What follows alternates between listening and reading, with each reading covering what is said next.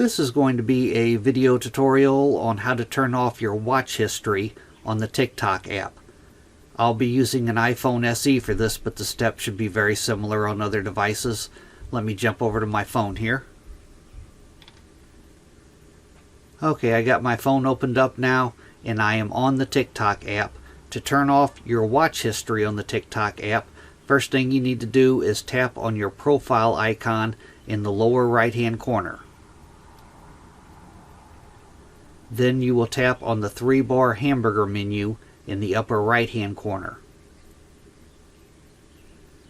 Then you will tap on Settings and Privacy. And from here you'll scroll down to where you see it says Watch History and tap on that.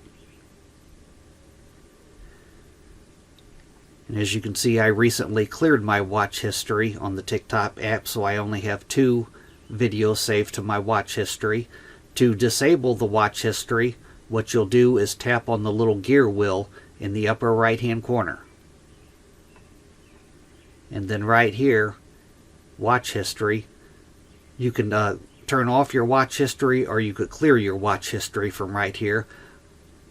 I'm going to turn my watch history off. I'm just going to toggle this off right here. And then that's it. My watch history has been turned off.